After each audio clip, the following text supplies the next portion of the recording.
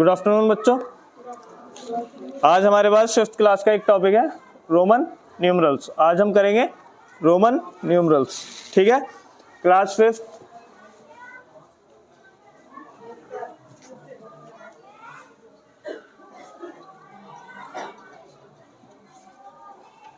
Roman numerals. Roman numerals में हमें ध्यान देना है कि नंबर्स को लिखने का एक अलग अलग तरीका भी होता है। एक दूसरा तरीका आप लोगों ने देखा होगा, क्लास के बाहर ज्यादातर वही यूज किया जाता है ना। ये देखे ना, क्लासेस को जब लिखा जाता है तो इसी फॉर्म में लिखा जाता है। 4th, 5th, 6th, 7th, 8th, 9 और 10। ठीक, 10 को याद रखेंगे कि हम 10 को हमेशा ऐसे लिखते हैं x। 10 को क्या लिखते हैं? x यूज किया जाता है। और 5 के लिए v यूज होता है। 1 के लिए एक सिंगल स्टिक लगा देते हैं, डंडी, केवल उससे हमारा 1 का काम हो जाता है। एक चीज और हमें याद रखनी है, जब हमारा कोई भी 1 या 5 लेफ्ट की तरफ होता है तो उसका मतलब होता है माइनस, ठीक है। जब राइट की तरफ होता है तो उसका मतलब होता है plus. For example this x का मैंने आपको क्या बताया, क्या होता है? 10। अब ये 1 जो है ये लेफ्ट में है राइट में है? लेफ्ट में है। लेफ्ट में मैंने क्या बताया, अगर लेफ्ट में कोई भी नंबर होगा तो वो उसमें से माइनस हो जाएगा। तो 10 में से मैंने 1 माइनस किया तो कितना बचा? 9। तो इसका मतलब ये क्या है? 9, ठीक है। अगर हम उसी तरीके से 11 देखें तो 10 और एक 11 ऐसे लिखेंगे क्योंकि हमें 10 में एक ऐड करना है। 10 में एक ऐड करना है और ऐड करने के लिए हम वो नंबर राइट में लगाते हैं, ठीक है। बात समझ आ गई? 20, 24, ठीक है। 24 हम कैसे लिख सकते हैं? 25 में से 1 माइनस करके, 25 में से 1 माइनस करके हम 24 लिख सकते हैं। पहला तरीका तो ये हुआ। और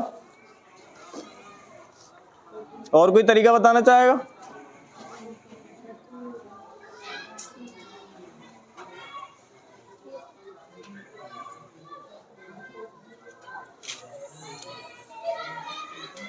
ये ठीक है क्या? Yes, sir. 5 में से 1 माइनस किया है, 20, 10 और 10 ये आ गए। 5 में से 1 माइनस किया है, 4 हो गया ना, ठीक है। 5th वाले समझ में आ रही है? ये 10 का मतलब क्या है? एक 10 हो गया। ये दूसरे 10 का मतलब क्या है? एक और 10 हो गया, 20। फिर ये 5 है और इसमें एक लेफ्ट में एक डंडा दे रखा है, मतलब 5 में से 1 माइनस किया जाएगा तो ये कितना बनेगा? 4। और ये 4 ऐड हो जाएगा 20 में तो ये कितना हो जाएगा? 24. थोड़ा सा ट्रिकी है रोमन न्यूमरल्स करना और समझना। बात समझ आई? ठीक है। अब इसके बाद हमें एक चीज और देखनी है कि इनके कुछ स्पेशल साइंस होते हैं। हर जगह अलग साइन हो जाता है। आपने एक वर्ड बहुत सुना होगा, सेंचुरी। क्रिकेट में कोई भी अगर बैट्समैन 100 मारता है तो उसे क्या बोलते हैं? Century. वो एक्चुअल में एक रोमन का नंबर है, ठीक है। 100 को हम कैसे रिप्रेजेंट करेंगे? सी से, सेंचुरी होता है वो, ठीक है। वहीं 5 को हम रिप्रेजेंट कर देते हैं वी से, 10 को रिप्रेजेंट करते हैं एक्स से, ठीक है। 100 हो गया सी और 50 होता है एल। ये 4 हमारे स्पेशल साइंस होते हैं। इसके आगे भी होते हैं शायद, 500 और 1000 का भी है। 500 का क्या बताया? Very good. एंड 1000 का डी एंड 1000 का एम, ठीक है। बाकी सारे जितने भी हैं हम इन्हीं का यूज करके बनाएंगे। फॉर एग्जांपल हमें 9 बनाना है तो 10 में से 1 माइनस करके, ठीक है।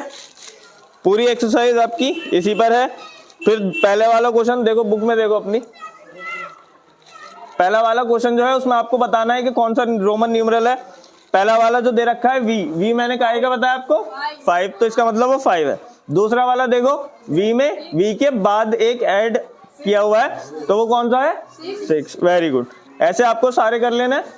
सेकंड वाले क्वेश्चन में आपको दोनों रोमन न्यूमरल देखना है दोनों साइड, और आपको ग्रेटर देन या लेस देन का साइन लगाना है। लगा लेंगे, वो भी आपको पता है ना, ग्रेटर देन लेस देन। अगर ये ऐसे होता है ना, ये जिधर खुला हुआ होता है उधर बड़ा नंबर रखा जाता है, ग्रेटर, है ना, और जिधर ये दोनों बंद होता है उधर कौन सा नंबर? स्मॉलर।